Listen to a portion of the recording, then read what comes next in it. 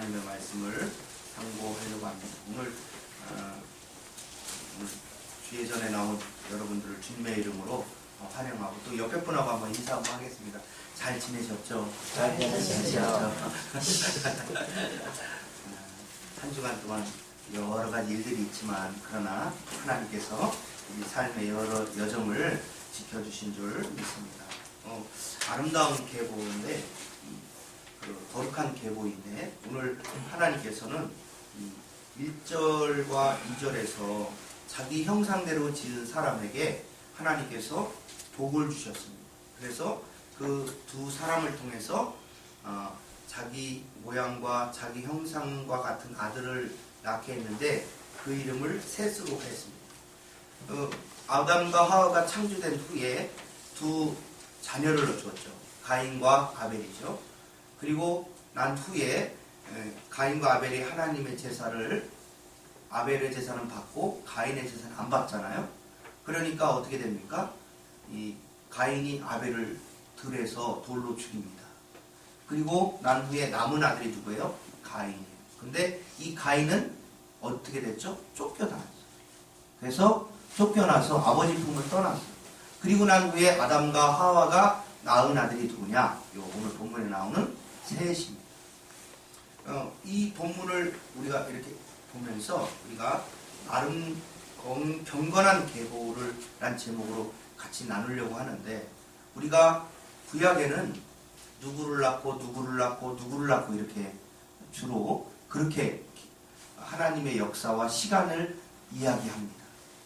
근데 그 누구를 낳고 누구를 낳고 누구를 낳고 누구를 죽고 이렇게 연결된 이 계보 속에 하나님의 분명한 뜻이 있다는 거죠. 근데 하나님의 뜻에 맞는 계보는 무엇이냐 이거예요. 오늘 성경 보면 가인의 계보를 따라서 가인도 라멕을 낳고 무두살레를 낳고 합니다.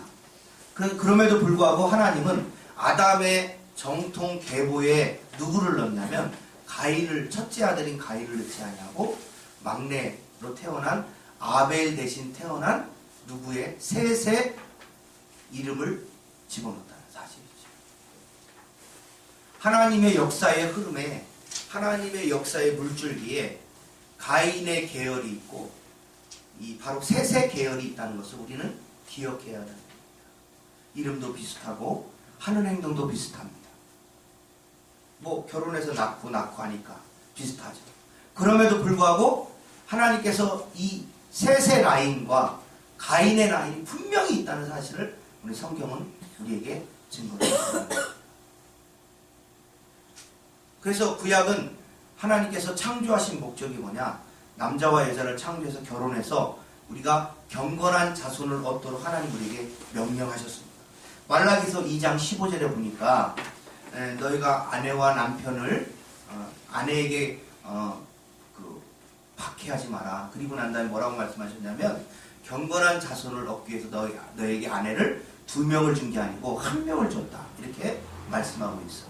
그래서 한 가정을 이루어가지고 그 가정을 이룬 후에 그 남자와 여자의 결혼을 통해서 자녀를 낳게 되는데 이 자녀는 하나님이 주시는 축복이고 하나님께서 우리에게 명령하신 명령이라는 거예요. 그래서 그 얻은 자녀가 어떤 사람이냐? 경건한 자손이라는 거예요. 근데 경건한 자손의 라인과 가인의 라인이 분명히 구별되어서 나타난다는 사실은 오늘 5장에서 이 4장에서 분명히 드러나게 됩니다. 하나님은 우리의 믿음의 계보, 거룩한 이 계보가 바로 셋을 통해서만 이어진다. 살인하고 하나님 앞에 불순종하고 하나님 앞에 멀리했던 이 가인보다는 하나님께서는 첫째 아들이었음에도 불구하고 이를 제껴놓고 막내 셋째 아들인 이 셋을 계보를 통해서 하나님의 능력의 역사가 일어나고 있다는 거예요. 거룩한 계보의 시작은 뭐냐? 바로 죄가 있느냐 없느냐, 죄 가운데 사느냐 아니냐를 분명히 구별하고 있다. 그래서 가인이 살인하여 인류의 첫 살인자로서 남이 찢겼던 이 가인을 하나님께서는 쉽게 얘기하면 아담의 그 호적에서 파버리고 그를 대신해서 세운 사람이 누구냐? 셋이라. 그래서 이 경건한 자손의 거룩한 계보를 하나님께서 잇게 하신다. 사람들이 생각할 때는 가인이 첫째 아들이니까 이어야지. 왜 셋이 있습니까? 아벨이 이어야 되죠. 아벨, 그 다음에 아들이 있었겠지만 그렇게 있지 아니하고 아벨 대신 주신 셋을 통해서 이렇게 이어간다. 하나님은 자기의 경건한 자손, 즉 죄 없이 흠 없이 깨끗한 자녀를 통해서 하나님의 일들과 하나님의 역사를 이어간다는 사실을 기억해요. 우리가 하루하루 살아가는 동안에 하나님 앞에 죄진 거, 하나님 앞에 잘못한 거 있으면 날마다 고백하는 삶이 돼요. 그렇지 아니하면 하나님의 쓰시는 이 지팡이, 하나님이 쓰시는 능력을 사용할 수 없는 거예요. 그렇기 때문에 거룩한 계보라고 해요.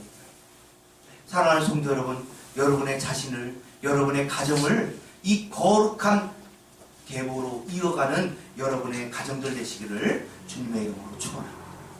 그것은 어떻게 해야 됩니까? 바로 죄를 우리 가정에서 죄를 나로부터 멀어지게 하는 거예요. 그것이 하나님의 거룩한 계보를 잇는 하나님의 능력이 거기서 나옵니다. 가인은 살인했기 때문에 하나님이 제껴요. 죄인은 하나님이 쳐다보지도 않습니다. 그러나 회개하는 죄인은 하나님이 쳐다봐요. 회개하고 돌이키며 하나님께 다가오는 그 죄인은 하나님께서 얼싸안는 거예요. 신약 성경에 두 아들의 비유가 나옵니다. 한 아들은 아버지 밑에서 열심히 일하는 아들이, 또 한 둘째 아들은 뭐냐면, 야는 아버지 유산 중에 내가 줘야 될 유산이 있죠. 저 주세요. 제가 가서 장사해서 돈 많이 벌어올게요.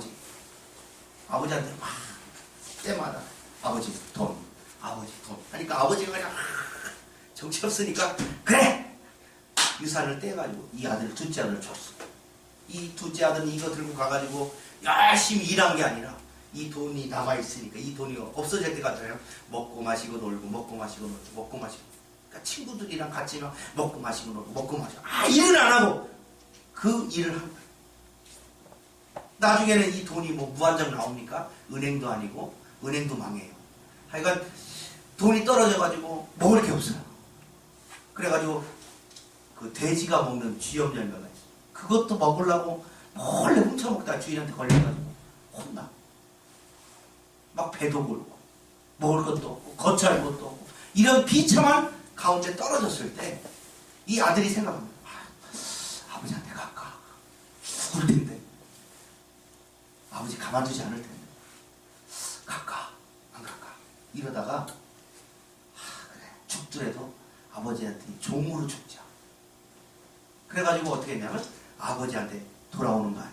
그러니까 아버지가 이 아들 나가고 난 뒤에 소식이 없으니까 이놈이 어떤 일이 일어났나, 어제나 자제나 저 동구박을 바라보면서 이 아들을 기다려. 근데 이 아들이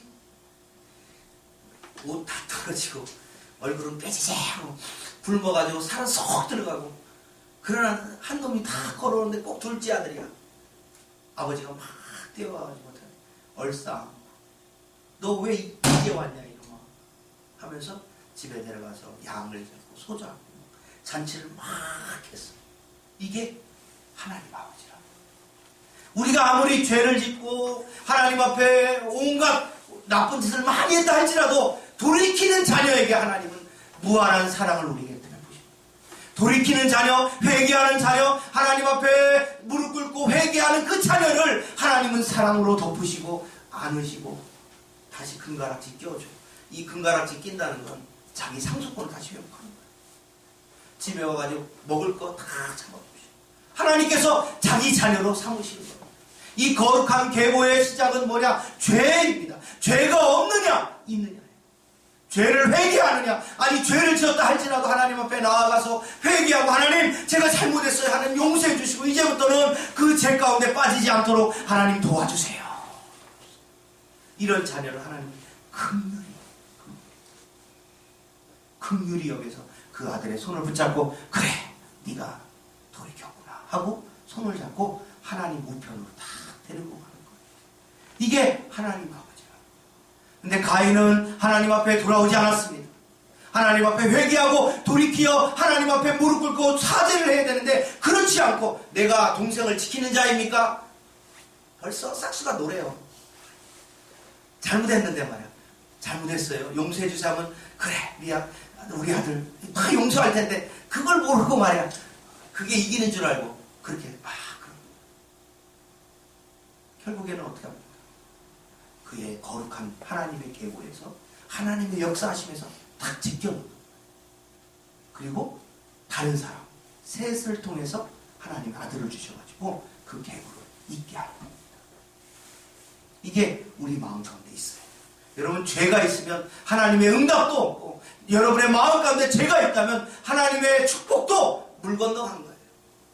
그러나 하나님 앞에 죄를 지었다 할지라도 회개하고 돌이키고 하나님 앞에 무릎 꿇고 하나님 사죄하고 용서를 구하면 하나님은 미쁘시고 의로우사 우리의 죄를 기억지 아니하시고 동이 서에 먼 것처럼 하나님께서 우리의 죄를 하나도 남김없이 씻어주신다. 누구 때문에? 바로 예수 그리스도.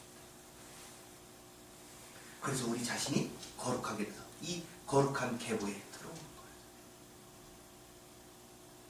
사랑하는 성도 여러분, 여러분이 한 주간 하루 한 시간을 지내면서 하나님 앞에 거룩한 사람 되시고 깨끗한 사람 되시기를 주님의 이름으로 축원합니다. 우리 다 흠이 있어요. 다 흠집 있고요. 죄 지었던 과거가 다 있습니다. 그럼에도 불구하고 주님은 회개하면 기억하라세요. 너가 옛날에 그랬는지 다 몰라. 우리는 기억을 잘합니다. 죄 진 건 기억을 잘해요. 그래도 너 그때 그랬지. 너 그때 그랬지. 이건 다 기억하는데 하나님은 그렇지 않아요. 하나님은 우리가 죄를 회개하면 하나님 기억하지 않으시고 책망하지 않으시고 용서해 주신다. 그게 하나님, 살아계신 하나님이라는 것입니다. 그렇기 때문에 하나님은 사랑이시라요. 하나님은 사랑이십니다. 그래서 우리의 삶의 여러 가지 어려움과 죄 가운데 살았다 할지라도 주님 앞에 회개하고 돌이키면 하나님은 미쁘시고 의로워서 우리를 사랑으로 감싸주시는 참 아버지이심을 믿으시기를 주님의 이름으로 축원합니다. 두 번째는 이 믿음의 계보는 이런 겁니다. 구약은요 누구를 낳고 누구를 낳고 누구를 낳고 어느 성경을 봐도요 이게 없는 성경이 없습니다. 그렇다면 오늘날에도 내가 자녀를 많이 낳는 것이 하나님의 뜻이냐? 꼭 그렇지만은 않아요. 근데 신약으로 오면서 우리는 이 구약에 낳고 죽고 낳고 죽고를 영적으로 해석할 수 있어요. 믿음의 계보를 만들어요. 그 믿음의 계보는 어떤 계보냐? 이런 겁니다. 보스턴에 주일학교 선생님이 한 분 있었어요. 미국에. 근데 이 보스턴 선생님이 주일학교 선생님인데 어린아이를 전도하다가 이렇게 가다가 구두방에 갔어요. 구두를 고치려고. 근데 구두방에 가가지고 구두를 고치고 있는데 거기에 학생 하나가 있는데 사람이 하나가 있는데 누구냐? 그 사람을 전도했어요. 그랬더니 전도한 그 청년이 예수를 믿게 된 거예요. 그래가지고 예수를 믿고 교회에 나와가지고 하나님을 영접하고 이래요. 이 주교 교사는 킴벨이고 이 킴벨이라는 이 사람이 전도한 사람이 누구냐? D.L. 무디예요. D.L. 무디는 또 전도를 했어요. 전도해가지고 영국에 가서 집회를 했어요. 근데 그 집회하는 중에 누구를 만났냐면 메이어라는 사람을 메이어를 전도한 거예요. 이 사람도 어떻게 되면 전도돼가지고 예수 믿고 나중에 어떻게 되냐? 복음 전도자가 됐어요. 그리고 이 메이어가 또 체프만을 전도했습니다. 이 체프만은 또 그 빌리 썬데이라는 그 메이저리그 야구 선수를 전도를 했어요. 그리고 이 메이저리그 이 야구 선수도 전도돼가지고 어떻게 했냐면 그 나중에 이제 설교하다가 빌리 썬데이랑 이렇게 이제 같이 그룹으로 전도하는데 집회를 했어요. 대형 집회를 했는데 그 중에 회심해서 예수 믿은 사람이 딱 한 명 있는 거예요. 좌절이죠. 몇백 명 모였는데 전도된 사람이 한 명이야. 낙심 확 했겠죠. 근데 그 한 명의 회심이 누구였냐? 바로 빌리 그레함이었어요. 세계 우리나라에도 왔었어요. 와가지고 그 전도 그 여의도 광장에서 전도하고 그랬어요. 근데 이분을 전도해서 전 세계의 수많은 사람들에게 복음을 전파하는 일을 하였습니다. 여러분은 구약은 누구를 낳고 누구를 낳고 누구를 낳고 해서 이 자기 자녀의 하나님의 계보가 있는데, 신약에는 우리가 우리의 자녀들을 낳잖아요. 뭐 자녀를 낳아서 신앙으로 교육하는 건 당연하죠. 그러나 이 신앙으로 교육하는 자녀 외에 믿음의 계보를 만들고 있느냐? 내가 전도한 사람이, 이 사람이 양육돼가지고 그 사람이 세례받고 이 사람이 하나님의 복음을 받아들이고 다짐에 또 이 사람이 또 다른 사람을 전도할 수 있도록까지 하느냐 이거죠. 그게 믿음의 계보입니다. 그래서 사도 바울은 이렇게 얘기하고 있어요. 사도 바울을 케어하고 전도한 사람이 누군지 아세요? 모르죠. 바나바예요. 바나바가 안디옥 교회에서 목회를 하고 있었거든요. 근데 들었어요. 그 사도 바울이 예수를 믿었다는 사실을 들었어요. 그래서 이 예수를 믿고 있는데 아무도 안 믿어. 사도 바울이 회심했다는 거냐? 그 전에 과거가 있었어요. 뭐냐면 예수 믿는 사람 잡아다 감옥에 넣고 잡아서 막 주리를 쫙 해가지고 막 하고 감옥에서 죽이기도 하고 막 그랬단 말이에요. 그러니까 이 사울이 나타나면 무서워가지고 기독교인들이 어떻게 하냐? 다 숨어버려요. 전도가 되겠어요? 안 되잖아요. 그러니까 그래가지고 다소라는 자기 고향이 있거든요. 사도 바울의 고향이 다소로 그냥 갔어요. 이 사람이 피신 겸 그냥 낙향을 한 거예요. 근데 바나바가 이걸 알았어요. 사울이 회심했대. 사울과 바울이 있는데 이름이 똑같은 사람이에요. 같은 사람인데 히브리 이름으로는 사울이고 그 헬라어 이름은 바울이에요. 근데 하여간 바울이 이렇게 다소에 가서 이제 쉬고 있을 때 안디옥 교회에서 목회하고 있던 바나바가 그래, 이 사울인 바울을 데려다가 같이 동역해야겠다 해가지고 바나바가 산 넘고 물 건너, 실제 그래요. 산맥이 태백산맥보다 더 높은 산맥이거든요. 2000m가 넘어요. 그러니까 우리나라 2000m 넘는 백두산이잖아요. 그 험산 줄령을 넘어가가지고 누구를 데려오냐? 이 사울을 데려와요. 와서 같이 안디옥교에서 성경을 가르칩니다. 그러면서 사울이 정말로 회심한 것을 많은 사람들이 알 수 있도록 합니다. 그래서 많은 사람들이 이제 사울이 회심했대. 성경 가르치고 이 바나바랑 같이 사역해요. 이 바나바가 사울을 그렇게 케어를 했어요. 그리고 난 후에 사울과 바나바와 사울과 바울이 이렇게 같이 연합으로 전도하고, 전도된 사람 중에 누가 있었냐? 나의 믿음의 아들이라고 한 사람이 있어요. 누구냐? 디모데에서 보면 너희가 내게 가르친 것을 다른 사람에게 부탁할 수 있게끔 그들을 가르치라고 했어요. 그래서 이 바울은 그 다음에 디모데가 후계자예요. 그래서 믿음의 후계자가 있어가지고 그를 믿음으로 잘 양육합니다. 그 다음에 이 디모데 후에 또 속사도라고 해가지고 그 후계자들이 계속해서 이어져 나옵니다. 그게 믿음의 계보죠. 내가 60평생 살고 내가 오래 살면 100년 사는데 내 자녀들이 믿음으로 잘 자라는 것도 참 귀합니다만 내가 믿음으로 낳은 아들이 있느냐는 거죠. 성경은 낳고 또 죽고 이렇게 하는데, 우리가 믿음으로 결혼해가지고 낳는 아들, 딸들도 필요하지만, 그러나 우리가 기도로 낳고 전도해서 낳은 아들이 믿음으로 자라서 그 아들이 또 아들을 낳고 이런 아들들이 있냐 이거예요. 우리가 1년, 2년, 5년, 10년, 20년 예수를 믿으며 살아가는 동안에 이런 믿음의 계보를 만들고 있느냐. 없다면 구약 성경을 다시 봐요. 우리가 예수 그리스도를 믿고 그 예수 그리스도를 믿는 믿음으로써 신약에서 우리가 예수 그리스도를 영접하고 하나님의 자녀가 됐다면 또 다른 자녀를 낳을 수 있는 사람들이 됩니다. 결혼해서 낳는 아들뿐만 아니라 전도로 낳는 아들이 필요한 거예요. 전도로 낳는 자녀가 필요한 거예요. 그게 신약 구약이 주는 우리의 메시지예요. 요즘은 전도를 잘 안 하죠. 저도 되새겨봤어요. 과연 나도 있나? 내가 믿음의 아들이라고 할 만한 사람이 있나? 찾기 힘들어요. 찾기. 정말로 내가 믿음으로 양육하고 그를 위해서 기도하고 엄마가 아이에게 젖을 먹이듯이 믿음으로 이렇게 해가지고 성장해서 나중에도 아버지처럼, 믿음의 아버지처럼 따라가며 섬기는 사람이 있어야 돼요. 저뿐만 아니라 우리 모든 사랑하는 성도들도 그렇습니다. 여러분의 믿음의 계보가 있어야 돼요. 1차적으로는 여러분의 자녀들이죠.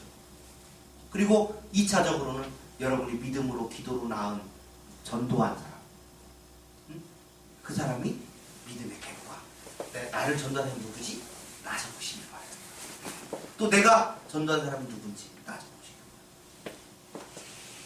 그래서 사는 날 동안 누가 낳고 기록할 수 있는 여러분 되시기 바랍니다. 아까도 얘기했던 킴벨이라는 분이 D.L. 무디를 전도했어요. 그가 세계적인 전도자가 될지는 아무도 모르고 있어요. 근데 그렇게 됐어요. 그 사람이 D.L. 무디가 또 전도하여서 또 다른 사람을 낳고 또 다른 사람을 낳고 이런 식으로 계속해서 믿음의 계보가 쭉 이어질 수 있는 여러분 되시길 바랍니다. 여러분 평생에 한 명은 그렇게 하셔야 돼요. 일평생 사는 동안에 내가 정말로 전도해서 그 사람을 믿음으로 잘 양육해가지고 한 사람씩 이렇게 하는 믿음의 계보를 만드는 여러분 되시기를 주님의 이름으로 축원합니다. 그게 이 아담의 계보에서 우리에게 주는 교훈. 여러분 믿음의 계보를 만들어요. 사도 바울은 믿음의 아들이라고 해가지고 아들이라고 했어요. 정말 디모데를. 그래서 아들처럼 대하고 그 아들이 믿음으로 잘 성숙할 때까지 하기 위해서 편지도 썼어요. 디모데 전후서. 그런 성경의 말씀이 있는 거예요.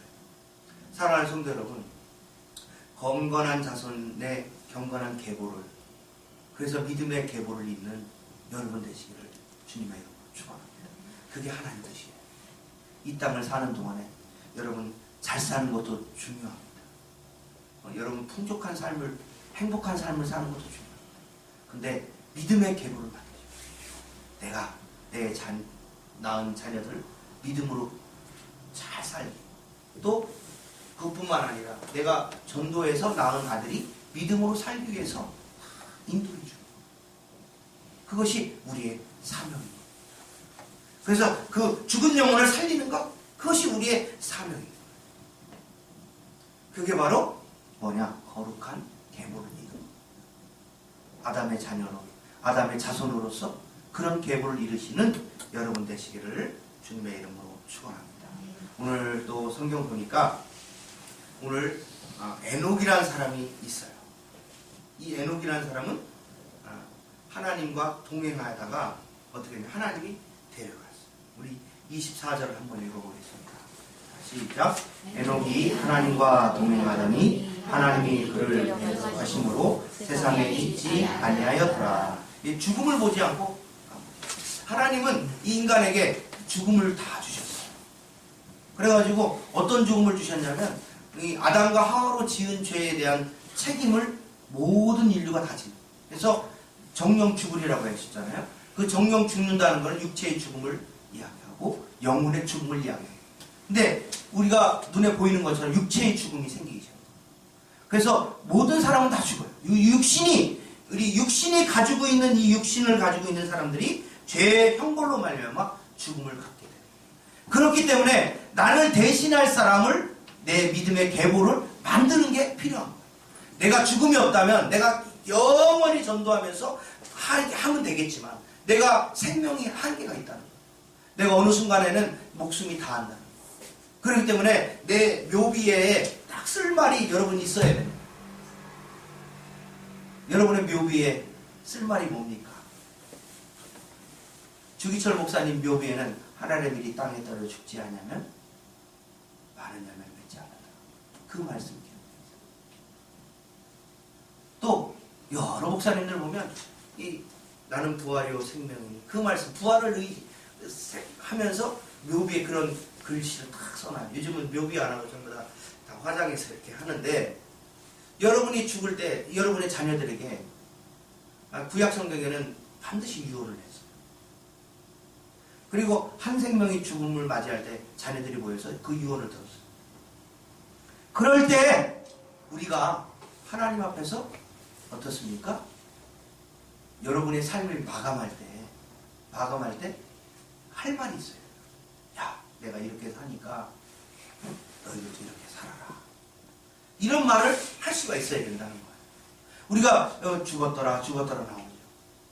에녹은 하나님과 동행하며 살았기 때문에 죽지 않고 하늘나라로 승천한 사람. 그러나 수많은 대다수 사람들은 어떻게 하냐? 죽음을 다 맞이합니다. 어떤 사람은 젊을 때 죽음을 맞이할 수도 있고 늙어서 이렇게 나이가 많아서 죽음을 맞이할 수 있습니다. 누구에게 한 번쯤 다 있는 거예요. 그런데 이 죽음을 맞이할 때 하나님 앞에서 설 때 내가 할 말이 있습니다. 내가 교회를 열심히 봉사하다 왔습니다. 아유, 내가 교회를 섬기는 하나님 아시죠? 내가 이렇게 가고 왔습니다.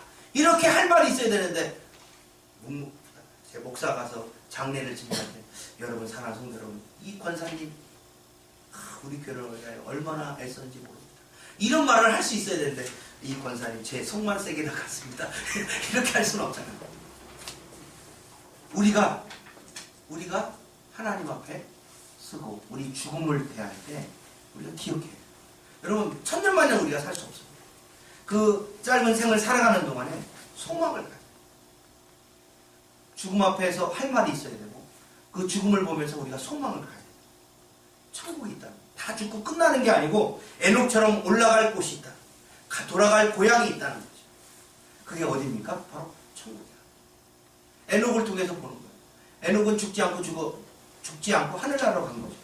우리도 우리의 영혼과 육체가 예수님이 재림하시면 그 땅에 그 장소에 우리가 간다는 거예요. 그걸 우리 구약 성경은 보여줍니다. 사랑하는 성도 여러분, 우리가 일평생 사는 동안에 우리의 헌신과 봉사가 그냥 땅에 떨어지지 않아요. 절대로. 교회를 위해서 헌신하고 기도하고 교회를 위해 봉사하고 청소하고 온갖 이 잡일을 다 했던 그런 기억 하나님이 다 기억하십니다. 그래서 착하고 충성된 잘했다. 이런 칭찬하시면서 우리에게 상급을 딱 주신다. 우리가 이 세상을 사는 동안에 여러분 할 일이 굉장히 많습니다. 여러분이 할 일도 많고 여러분의 계획도 풍성합니다. 근데 그 계획 중에 여러분이 교회 하나님 나라를 위해서 어디에 그게 1순위가 되는데 우선순위가 그거니까 아니면 내 개인적인 안락과 평안함을 위해서 살고 있습니다. 그거는 우리 인생을 바라보면서 천국을 소망하는 사람으로서 천국에 가서 받을 상급을 기대하며 이 땅에서 전투적으로 살아요. 우선순위를 두고 살아요. 그래서 주를 위해서 헌신하고 주를 위해서 봉사하고 주를 위해서 감사하고 주를 위해서 전도하고 주를 위해서 이렇게 하는 삶이 하늘나라에 상급이 있다는 사실을 우리는 기억해야 되는 거예요. 그러니까 여러분 교회에서 휴지 하나 주는 거 전부 다 공짜가 없다는 사실. 다 상급이 있다. 이 땅에서 상급이 없으면 반드시 하늘나라에 가서 더 큰 상급이 있어요. 그러나 이 땅에서도 하나님이 일부 보상을 하세요. 교회에서 충성하고 봉사한 사람들을 그 보상을 하십니다. 일부 다 하는 게 아니에요. 일부 보상하세요. 조금만 보여줘요. 교회 충성하면 하나님 이런 복이 있다더라. 이거 좀 알게 하시는 거죠. 근데 하늘나라에서는 말할 수 없는 거죠. 생명의 면류관, 금면류관으로 우리에게 하나님이 심판관이 되어주셔서 봉사하신다. 사랑하는 성도 여러분, 우리 교회가 비록 작고 또 적고 작은 교회지만 그러나 이곳도 주님이 함께 하시는 교회. 이곳에서 작은 것 하나 봉사하고 헌신하고 기도해주고 교회를 위해서 기도할 때 하나님이 그거 기뻐하시고 상급이 있는 거예요. 그런 상급을 소유하고 그런 상급으로 사시는 여러분 되시기를 주님의 이름으로 축원합니다. 거룩한 계보에서 우리는 죄가 있으면 이 거룩한 계보에서 제외된다는 사실을 기억하시고 또 이 거룩한 계보에 우리의 자녀를 낳는 것뿐만 아니라 믿음으로 전도해서 낳은 아들들이 있기를 자녀들가 있기를 주님의 이름으로 축원합니다. 또 에녹이 하늘나라 올라가는 것처럼 우리도 이 계보를 통해서 보고 하늘나라로 갈 것을 기대하고 소망하고 살아가시고 이 땅에서 삶을 승리하시는 우리 믿음의 식구들 되시기를 주님의 이름으로 축원합니다. 기도하겠습니다.